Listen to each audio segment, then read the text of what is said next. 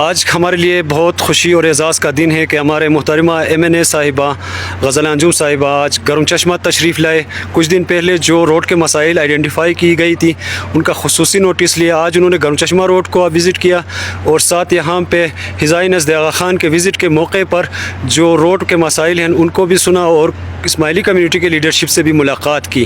تو ابھی چونکہ یہاں پہ بازار یونین اور ڈرائیور یونین اور VC چیئرمین بھی موجود ہیں تو ان کے موجودگی میں ہم ان کا جو ہے نا خصوصی پیغام ریکارڈ کریں گے. بہت شکریہ. بسم اللہ الرحمن الرحیم. السلام علیکم. میں آج مجھے بہت خوشی ہو رہی ہے کہ میں ایریا میں آئی تھی. یہاں پر ہمارے مسلم بلکہ میں ان کو پاکستان کا بھی مسلم سمجھتی ہوں کہ سائنس کی آمد متوقع ہے. تو اس سلسلے میں یہاں آئی تھی کہ یہاں کے لوگوں سے اسماعیلی کمیونٹی کے جو میرے بھائی بہنیں ہیں ان سے ملاقات کر سکوں اور میں یہ دیکھ سکوں کہ اس وقت جو کام وہاں پہ ہو رہا ہے دیدارگاہ کے لیے یا NHA جو کام وہاں کر رہے ہیں کہ ان میں کتنے پروگریس یہ نکال چکے ہیں. تو میں یہاں پر آ گئی تو راستے میں نے دیکھا کہ مسائل بہت ہیں. مجھے نہیں لگتا جتنا کام ہونا چاہیے تھا وہ ہوا ہے. اور باقی میں اسماعیلی کونسل کے جو میرے بھائی بہنیں ہیں میں نے ان سے ملاقات کی.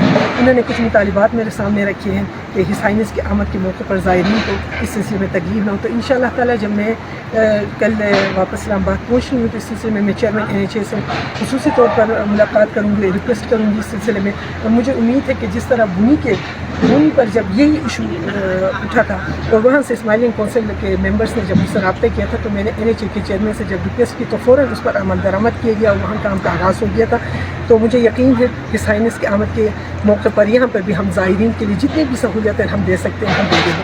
باقی چترال گرم چشمہ روڈ جو ہے یہ میرے خیال میں نہ صرف چترال کے لیے بلکہ اب پاکستان کے لیے ایک ریل کی ہڈی کی حیثیت اختیار کر چکا ہے. میں یہاں کے عوام کو یہ پیغام دینا چاہتی ہوں کہ جہاں کتنے سالوں سے آپ لوگوں نے تکلیفیں اٹھائی, ہمیں اندازہ یہ ہمارا علاقہ ہے, ہم کتنے تکلیف سے گزرتے ہیں یہ ہمیں پتہ ہے. وہاں پر کچھ عرصہ میں کہہ رہی ہوں کہ آپ لوگ صبر سے کام دیکھیں کہ جس طرح پرائم منسٹر صاحب جو ہے انٹرسٹ لے رہے ہیں اور انہوں نے PMIC کو ایکٹیو کیا ہے چترال کے ان روڈوں کے حوالے سے. مجھے امید ہے کہ جس طرح گرم چشمہ روڈ پر کام کے آغاز کے لیے وہاں سے جو ہے ہدایات آ رہی ہیں تو انشاءاللہ العزیز ہم اگلے سال اس میں مزید بہتری دیکھیں گے.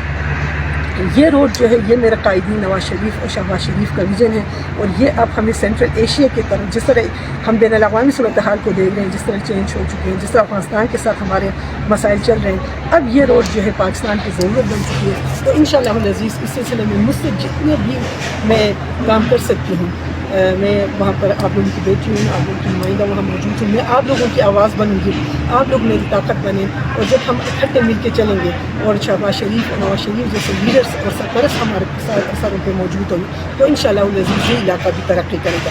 میں ایک بار پھر گرم چشمے کے عوام کا شکریہ ادا کرنا چاہتی ہوں کہ میں نے ان کا ٹائم دیا.